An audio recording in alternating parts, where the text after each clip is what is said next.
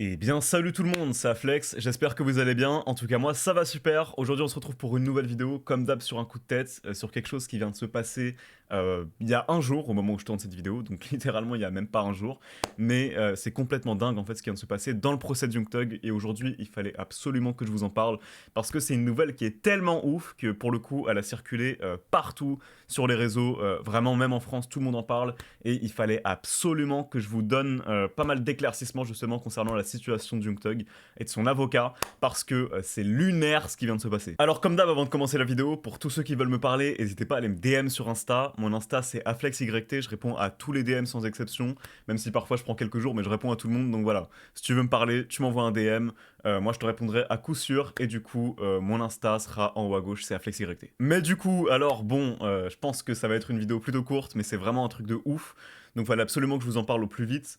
Je pense que pour tous ceux qui sont un peu sur Twitter, qui suivent un peu les actus des comptes rap US et tout, je pense que vous êtes tous un peu au courant de ce qui s'est passé.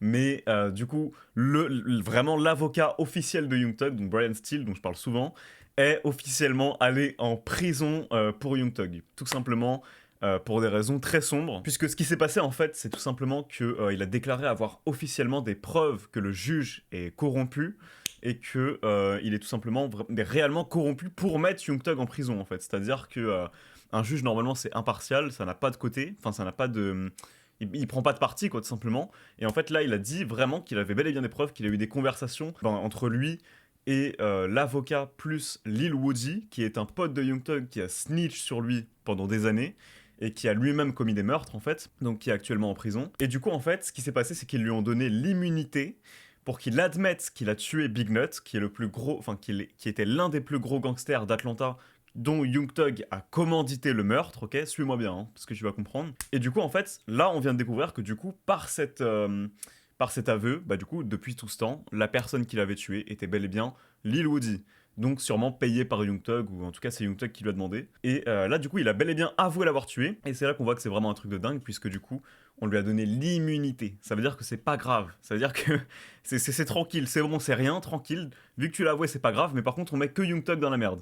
Et ça du coup c'est vraiment bel et bien une preuve à quel point, c'est une preuve d'à quel point en fait ils veulent vraiment que Young Thug, c'est-à-dire que tu peux faire n'importe quoi, ils en ont strictement rien à foutre, ils s'en foutent complètement de tous les autres tueurs qui sont actuellement en prison, qui risquent la peine de mort, enfin pas la peine de mort, mais la prison à vie, je veux dire, dans cette affaire. Et ils calaquent que Young Thug. En fait, ils veulent que Young Thug.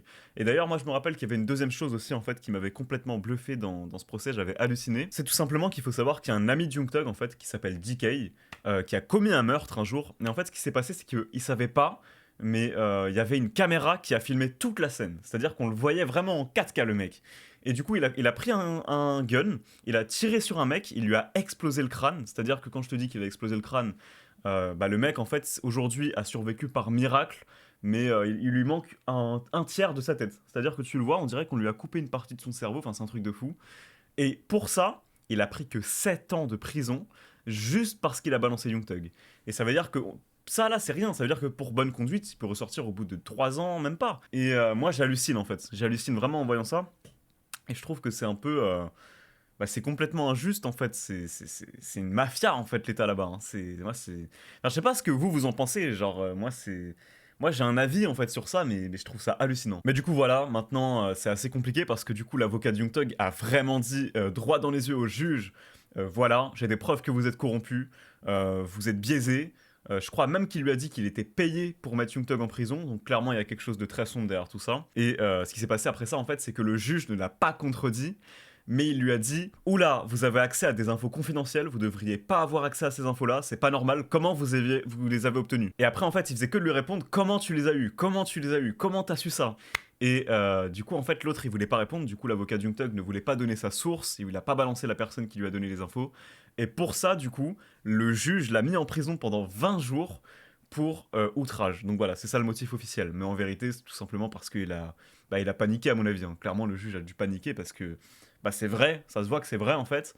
Et je trouve ça ouf. Donc pour récapituler, là, ça veut dire que l'avocat de Young Thug a réussi à obtenir des preuves que le juge est réellement corrompu et potentiellement payé pour mettre Young Thug en prison. Donc c'est une fin de carrière, hein, ça si c'est officiel, faut le savoir, hein, c'est très très grave. C'est même passible d'une peine de prison, hein, ça rigole pas du tout aux États-Unis.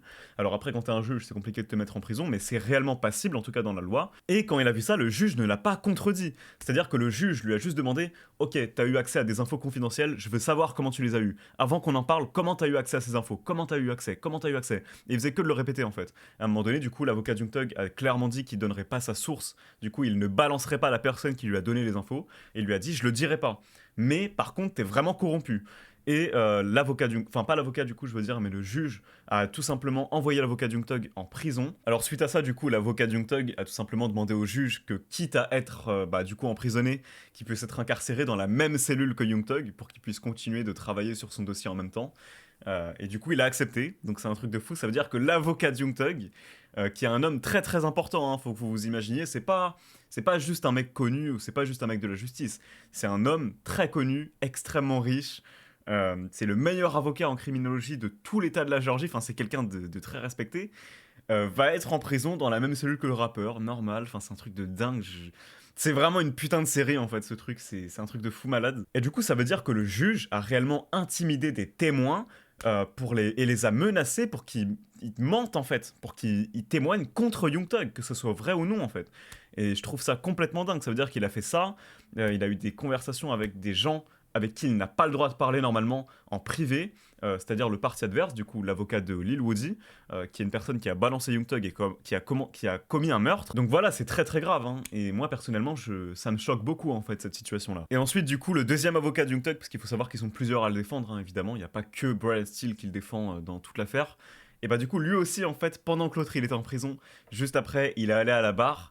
Et quand l'avocat de Young Thug lui a posé... Enfin, pas quand l'avocat, mais je veux dire quand le juge lui a posé des questions. Et du coup, bah, quand le juge lui a posé des questions, il a directement répondu qu'il voulait pas continuer, en fait, tant que l'autre avocat, du coup, Brian Steele, était en prison avec Young Thug. Et en lui disant tout simplement que lui aussi, il avait vu les mêmes infos, en fait, qu'il avait eu accès aux mêmes infos confidentielles. Et que lui aussi était certain que le juge, du coup, était corrompu. Et il lui a dit droit dans les yeux, hein, donc c'est sérieux. Alors maintenant, moi, en soi, je pourrais vous parler de plein de choses, parce qu'il s'est passé plein de trucs, en soi, dans cette affaire, dans le procès. En plus, ça faisait un moment que je vous avais pas publié de vidéo pour vous parler de ce procès, justement. Du coup, forcément, j'aurais tout un tas de trucs à vous raconter. Mais en fait, il faut savoir que je suis actuellement en train de vous faire une vidéo énorme d'1 heure sur tout le procès, sur ma chaîne principale, donc avec du montage, de la documentation. Je vous traduis plein d'extraits en fait de personnes interrogées à la barre et tout. Et j'ai pas envie de tout vous spoil en fait. C'est pour ça que je vous fais pas trop de vidéos, je parle pas trop. Parce qu'il y a tellement de trucs de ouf que j'ai envie de vous les garder pour ma grosse vidéo en fait. Et du coup, à l'heure où je vous parle, en fait, j'ai quasiment terminé ma vidéo. Enfin, je l'ai même complètement terminé en vérité, on peut le dire. Donc je pense que je vais vous la publier dans 3 semaines. Donc là, le moment où je tourne, on est le 12 juin. Je pense que du coup, à la fin du mois de juin, bah, vous aurez la vidéo, à coup sûr. Mais vraiment, pour le coup, je pense qu'elle va beaucoup vous plaire. La vidéo, là, vraiment, c'est une vidéo hyper complète sur tout le procès. J'ai galéré à la faire. Faut savoir que moi, en fait, je me documente sur le procès depuis 3 mois. Hein. Ça veut dire que depuis 3 mois, je regarde chaque jour du procès, je me documente sur tout ce qui se passe. Chacune des personnes qui est incarcérée, chacune des personnes qui a snitch, chacune des personnes en fait qui est utilisée par l'État et tout, je me renseigne sur tout le monde. Et parce que depuis le début, en fait, je me suis dit qu'il fallait absolument que je me documente pour un jour vous faire la vidéo la plus complète au monde sur ce procès-là. Et pour le coup, je pense que là, vraiment, je vais atteindre mon but, c'est-à-dire que bah, là, la vidéo que je vais vous sortir, vous trouverez jamais une autre vidéo aussi complète sur ce procès, je vous le garantis. C'est une vidéo de dingue, donc vraiment, j'ai très très hâte de vous la sortir. Et moi, personnellement, c'est vraiment une fierté, en fait, parce que, bah, pour le coup, en fait, moi, je vois ça comme une suite de la première vidéo très longue aussi, d'1 heure, que j'avais faite sur Young Thug. C'est-à-dire que du coup, bah, ma première vidéo, c'était vraiment tout ce que Young Thug a fait dans la rue, comment il a livré une guerre, comment il a créé un gang, tout ce qu'il a mené finalement à aller en prison. Et là maintenant, la vidéo que je suis en train de vous faire et que je vais bientôt vous publier du coup, et ben c'est la suite. C'est aussi une vidéo d'1 heure et c'est la suite de tout ça en fait. C'est vraiment une vidéo où du coup, tu vois tout ce qui se passe à partir du moment où il est en prison. Donc toutes les mauvaises nouvelles, à quoi ressemble sa cellule, de quoi il est accusé, qui est son avocat aussi, mais réellement, qu'est-ce qu'il fait, qui il est, comment il le défend. Enfin, vraiment, il y a plein de choses en fait dont je vous parle du coup. Et je pense que ça va vraiment beaucoup vous intéresser. Et pour le coup, je pense que je suis en train de vous faire une super vidéo. Vraiment l'une des meilleures vidéos de ma chaîne. Alors écoutez, moi j'ai hâte d'avoir vos avis, j'ai hâte de voir ce que vous allez en penser quand je vous l'aurai publié. Mais pour le coup, je pense qu'elle va vraiment beaucoup vous plaire, les gars. Donc franchement, même s'il y a d'ailleurs, s'il y en a qui veulent l'avoir en avant-première, je pense que je peux l'envoyer à 4-5 personnes, pas plus, hein, mais 4-5 personnes, pour avoir des avis avant que je la publie. Alors là, actuellement, je ne l'ai pas encore complètement terminé, mais je suis vraiment à deux doigts. Du coup, franchement, s'il y en a, bah, n'hésitez pas à aller me DM sur Insta. Tu me DM, tu me dis, ouais, voilà, concrètement, j'ai vu ta vidéo, j'ai envie de voir ta vidéo sur le procès de Young Thug, envoie-la-moi en avant-première et tout, et bah, du coup je te donnerai un avis. Mais il faut que vous la regardiez en entière, hein. Faut vraiment que vous la matiez pour de vrai, hein. Sinon ça sert à rien les gars, hein. Mais bah voilà, si t'es déter derrière ton écran, tu me dis, et bah du coup je te l'enverrai. Bah d'ailleurs du coup j'avais fait la même chose pour la vidéo sur Kodak Black, c'est-à-dire que je l'avais envoyé à quelques personnes, genre vraiment 4-5 personnes sur Insta qui me l'avaient demandé. Pour le coup ça m'avait permis de voir certaines choses en fait, donc de corriger certains défauts de la vidéo, de voir aussi si la vidéo était vraiment bien, parce que c'est-à-dire que moi, à force de passer autant de temps sur mes vidéos, moi je parle vraiment des dizaines d'heures, hein, faut le savoir, hein, je passe vraiment peut-être 70-80 heures minimum par vidéo, et à force de passer autant d'heures, bah je perds la notion en fait de ce qui est vraiment bien, c'est-à-dire que je suis tellement habitué à ma vidéo, je la connais tellement par cœur, qu'il n'y a plus d'effet de surprise pour moi, c'est-à-dire que tout me paraît banal, j'ai l'impression que la vidéo n'est même pas bien, enfin vraiment c'est horrible. Quand tu passes autant d'heures sur un truc, en fait, tu sais plus vraiment si c'est bien ou pas, tellement t'es habitué, du coup ça te nique un peu tout. Mais c'est pour ça que justement, en fait, pour moi, avoir un point de vue extérieur, c'est hyper important, et du coup, bah, ça me permet vraiment de voir si c'est réellement bien, si c'est banal, si c'est nul, s'il y a des problèmes, et vraiment, du coup, c'est super important. Enfin bref, en tout cas, voilà les gars, moi tout ça pour vous dire que, bah, du coup, je vais vous dire bye. J'ai hâte de vous sortir cette vidéo d'1 heure sur le procès de Young Thug, j'ai vraiment hâte d'avoir vos avis. Au passage, je tenais à vous remercier pour la vidéo sur Kodak Black, les gars. Elle est à 70 000 vues en 3 jours, franchement elle a super bien marché. Donc merci énormément à tous ceux qui me donnent de la force, merci énormément à tous ceux qui me DM sur Insta. N'oubliez jamais que je réponds à tous les DM et je suis grave sérieux, donc si tu veux me parler, tu peux m'envoyer un pavé, tu peux me parler de ce que tu veux, même de ta vie si tu as envie. Tu m'envoies un DM sur Insta, moi je te répondrai à coup sûr. Même si je prends quelques jours, je te répondrai à coup sûr et on aura une discussion. Donc voilà, merci à tous ceux qui me donnent de la force, c'était Afflex, ciao!